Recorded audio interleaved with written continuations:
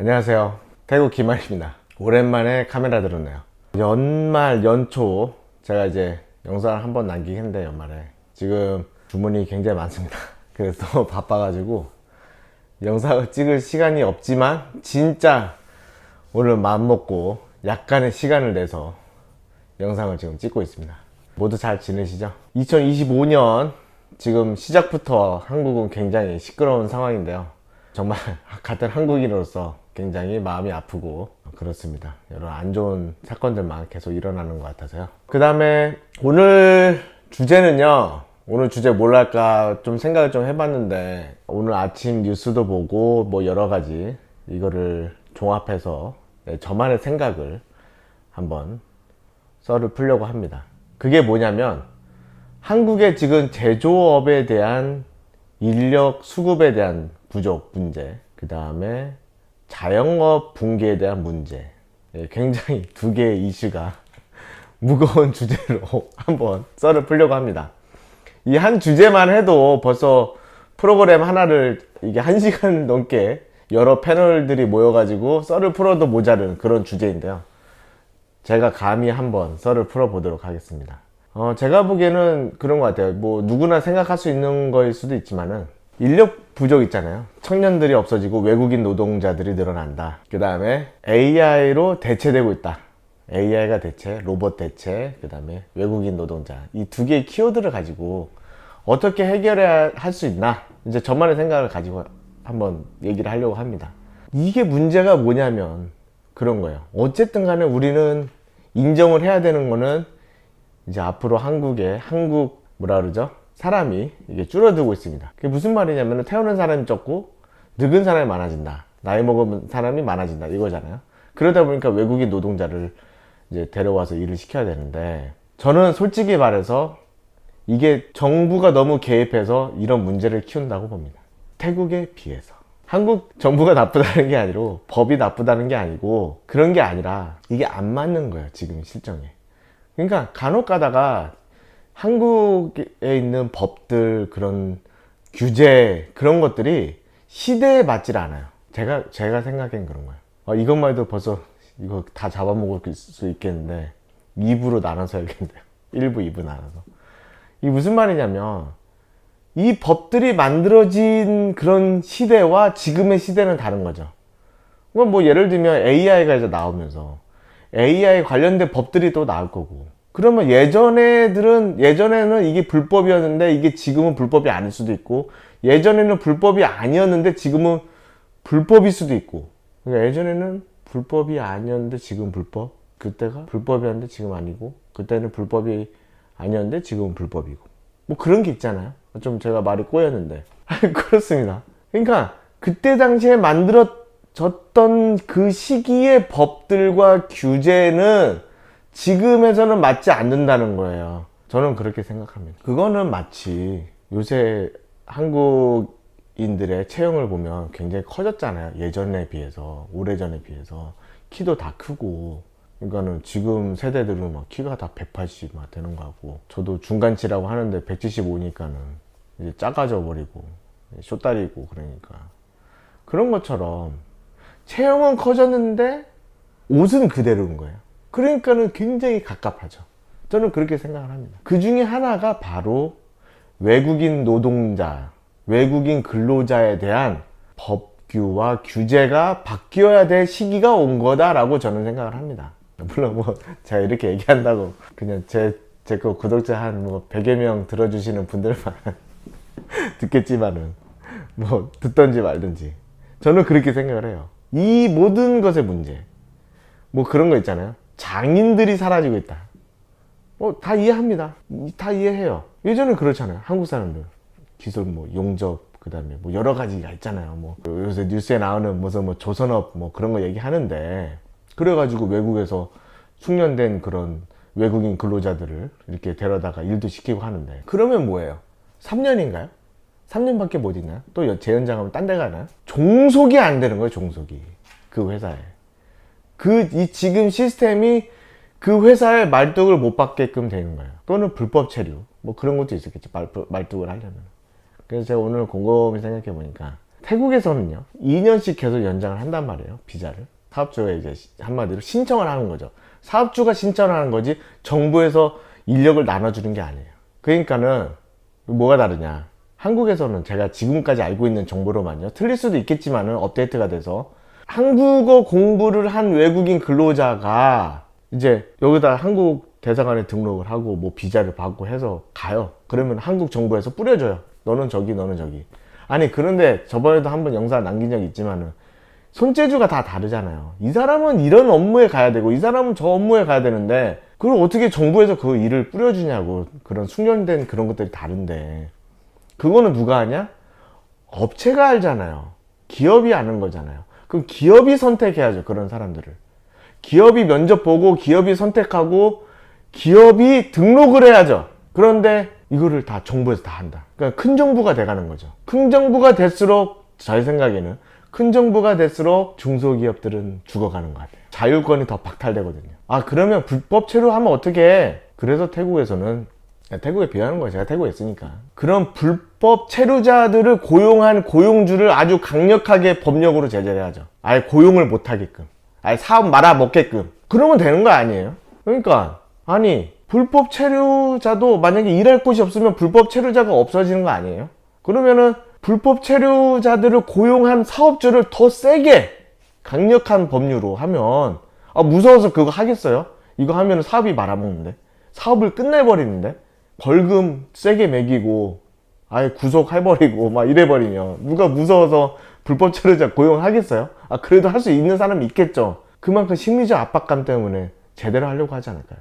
그럼 어떻게 되냐, 지금 3년도 정부에서 정해주는 게 아니라 기업에서 이 직원을 2년 동안 연장을 하냐 안 하냐, 그리고 2년이 완료가 되면 그리고 뭐 좀 고급 용어로 뭐 메이저리그나 하듯이 자율 계약 상황이 돼서 다른 데도 갈 수가 있는 거예요.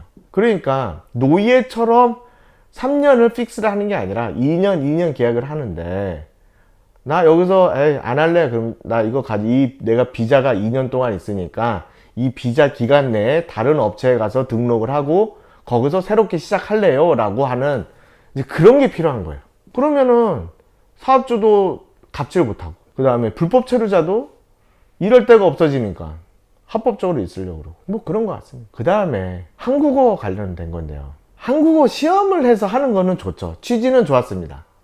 하지만 한국에서 일을 하려고 하는 많은 사람들이 한국어 때문에 일을 못하고 있어요. 그러면 실제 상황은 어떠냐, 예를 들면 태국에서는 태국어 시험을 봐서 캄보디아와 미얀마 사람들, 그런 뭐 베트남, 뭐 필리핀 그런 사람들이 태국어 시험을 보고 비자를 받냐? 그렇지는 않습니다. 언어에 대한 거는 기업과 근로자가 언어가 안 된다 그러면 사업이 망하는 거고 일을 못 하는 거고, 그렇잖아요. 좀 자율적으로 주게 되면 그러니까 일을 하는데 언어가 안 돼. 그럼 학원을 다니던 뭐 공부를 하던 계속 일을 하다 보면 늘거든요. 저는 그거를 처음에는 태국어 한마디도 못하는 미얀마 직원이 와서 일을 계속 하잖아요. 그리고 그 직원이 무슨 뭐 기계를 다룹니까? 아니요 뭐 고급 인력입니까? 어떻게 보면 단순 작업 또는 그런 특정 작업에 대해서만 우리가 그런 기술이 필요한 거지. 뭐 아주 그냥 극단적인 예를 보면 우리는 설거지 할 사람이 필요한 거지, 또는 레시피대로만 할 사람이 필요한 거지. 말은 잘 못해도 돼. 근데 우리는 눈빛으로 알 수 있어. 내가 뭘 원하고 너는 무엇을 해야 되는지. 그리고 요새는 AI가 이렇게 뛰어나게 되는데 뭐 말로만 AI 뭐 동시 통역돼요. 뭐 삼성 갤럭시 엄청 좋아요 막 그러고 있는데, 그럼 뭐해? GPT 있고 그거를 대입하면 되잖아요. 어떤 기술적인 측면이나. 그리고 도구가 있는데 한국어 시험을 꼭 봐서 들어야 된다. 그러니까 인력은 계속 부족하게 됩니다. 그리고 오랫동안 일할 사람도 숙련된 그런 기술자들. 그리고 외국인 근로자 입장에서도 내가 이 직장에서 뼈를 묻을 수 있겠다라는 확신감이 들면 돈을 고향에 보낼까요? 아니면 고향에 있는 가족들을 데려올까요? 그런 것 같습니다.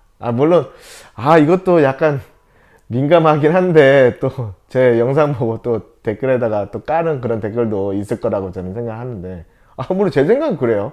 이런 태국에서의 지금 외국인 근로자들이 캄보디아부터 미얀마, 라오스, 뭐 베트남 뭐 이렇게 있는데 이런 것도 좀 배울 필요가 있다. 이런 시스템을. 저는 그렇게 생각합니다. 그래서 오늘 제 1부, 2부로 나눠야 될 것 같은데 이 1부는 한국의 이제 노동 시장이 수축되고 그러니까 사람이 없어지는 거죠. 힘든 일을 안 하려고 그러고 그런 것 때문에 중소기업들이 망해가고 사람이 없어서 장사하거나 사업은 되는데 사람이 없어서 망하는 경우 그게 너무 어렵다. 그 해결책은 뭐냐? 사람을 공급해주면 되는 건데 그럼 공급해줘야 되는 그런 문제가 뭐냐? 한국어를 해야 되고 뭐를 해야 되고 3년 동안 해야 되고 막 여러 규제들이 있잖아요. 이제 그런 규제들을 완화시켜서 지금 현 시점에 맞는 규제로 변형을 해야지. 예전 규제 우리가 몸 체구가 작았을 때 그런 티셔츠를 계속 입고 있으니까 우리 체형은 다 커졌는데 안 맞는 거예요. 그러니까는 안 되는 거지. 저는 그렇게 생각합니다. 물론 뭐 제 학식도 낮고 그렇지만은 뭐 그런 생각의 자유는 있을 수 있잖아요. 물론 저와 반대되는 뭐 불법 체류자가 더 생겨날 거야. 그거 제가 말했잖아요. 불법 체류자를 고용하는 그런 사업주들을 아주 더 센 법으로 다스리고 그러면은 고용하기가 무섭겠죠. 그러면 일할 데가 없어질 거고 그 사람들 근데 일은 하고 싶어. 근데 한국어가 안 돼? 한국어 해서 와. 그 다음에 중소기업이 직접 고용을 하게끔 해. 얼마나 좋습니까? 제가 생각하기에. 그래서 뭐 그렇다고 뭐 제 영상 아래다가 뭐 토론을 할 의향은 없습니다. 토론을 할 의향은 없고 다만 깝깝하잖아요. 이런 거 보면은 깝깝한데 되게 보면 뭐 사업하는 사람들끼리 모여서 소주 한잔 하면서 할 그 정도의 이야기겠지만은 그래도 뭐 혹시 압니까? 이런 진짜 먼지 같은 생각 하나가 또 다른 사람들에게 영감을 줄지 그런 생각을 좀 해봤습니다. 그래서 저는 이제 태국에서 사업을 하면서 사무직원은 태국 사람 어쩔 수 없어요. 그거는 인정해야 됩니다. 그거를 다 외국인 노동자로 바꾸고 싶습니다. 하지만 안 되죠. 하지만 제조 쪽은 달라요. 제조 쪽은 충분히 외국인 근로자들이 커버를 하고 있습니다. 예를 들면 진짜 이 미얀마 직원들은 그냥 속된 말로 좀 바보 같고 느리고 말도 안 통하고 진짜 얘네 미래가 없고 나 미치겠다 막 그러고 있었거든요.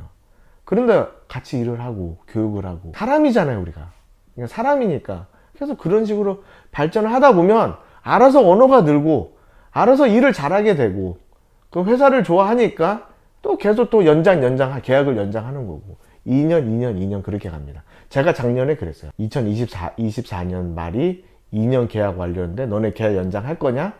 안 할 거냐? 그런 것도 있었습니다. 비자 등록비는 자기네들이 내요. 회사는 회사 거만 내고 자기네들 건 자기네들이 내요. 개인적이니까. 왜냐면 이 비자는 우리를 그만두더라도 다른 데 가서 취업이 가능한 거니까. 그거는 네 거지. 자산이지. 우리 자산이 아니잖아. 만약에 여기서만 딱 끝내고 나가면 딴 데서 일을 못해. 그럼 우리 자산. 그럼 우리가 내. 근데 여기서 끝나고 너 딴 데도 갈 수 있어? 그럼 네 자산. 그렇기 때문에 네가 내. 태국에서 보통 이렇게 흘러갑니다. 외국인 노동자들, 용병이라는데 그런 직원들은 그렇게 하고 있습니다. 그래서 오늘의 결론은 우리가 몸이 커졌다. 그 몸에 커진 만큼 옷도 바꿔 입어야 되고 늘려야 된다. 예전 거를 계속 하지 말자.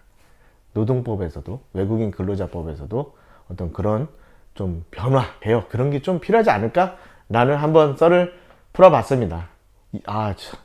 이것만 하는데도 벌써 10몇 분이 싹 흘러갔네요. 다음 시간에는 이거 예고편이죠. 이제 끝났으니까 다음 시간에는 예고편을 해드리면 자영업 붕괴에 대한 문제를 우리가 어떻게 극복을 해야 되냐. 그거는 이제 제가 지금 태국에 있기 때문에 그럼 어떻게 시장 진출을 해야 되고 어떻게 해야 되냐, 어떻게 우리가 변화를 해야 되냐. 우리는 지금 카멜레온이 필요한 거지. 살아남는 게 필요한 거지. 성공? 맞습니다. 성공하고 싶죠. 저도 성공하고 싶습니다. 성공이란 단어는 이제는 남들보다 더 나갔다, 더 잘 산다, 이게 성공일까요? 성공이라는 것은 죽지 않았다, 살아남았다, 우리 그 조상의 DNA를 연속적으로 내가 이어갈 수 있다, 더 확장할 수 있다. 그게 이제는 성공 같습니다. 살아남은 게 성공입니다. 그렇기 때문에 그러면 예고편으로 다음 시간에는 살아남는 거, 자영업자들의 그런 붕괴에 대한 그것들을 외국하고 한국 그런 자영업자 또는 그런 사업하는 사람들이 어떻게 연계해서 이거를 극복해 나갈 수 있어야 될까라는 오늘 아까 했었던 그런 규제, 법률, 뭐 그런 거, 정책, 그런 거에 맞물려서 한번 썰을 풀려고 합니다. 대화가 좀 더, 제가 이제 영상 하는 게 좀 더 고급스러워지고 무거울 수도 있고, 가끔은 무겁고, 가끔은 가볍고, 가끔은 까고, 가끔은 칭찬하고, 뭐 그럴 수 있습니다. 예. 근데 하여간에 저도 이 영상 찍으면서 그런 거 있잖아요. 유튜버들이 마음의 상처를 받습니다. 그런 댓글에다가 헛소리 하거나 또는 저와 다른 생각을 가지고 있다고 해서 막 이상한 글을 쓰고 막 그러면은 굉장히 기분이 안 좋아요. 이거는 솔직히 제가 말씀드립니다. 하지만 쓰려면 쓰세요. 댓글은 다 달아드립니다. 욕은 하지 않아요. 자, 그러면 오늘 저는 이제 지금 아침에 그나마 좀 머리가 좀 좋고 이제 땀도 안 흘려 있고 이제 그런 상황에서 영상을 찍고 이제 다시 또 비누를 열심히 만들러 들어가야 됩니다. 네, 그러면 이거 보시는 분들도 2025년 힘내시고요. 네, 파이팅하는 그런 한 해가 되십시오. 자, 그러면 안녕.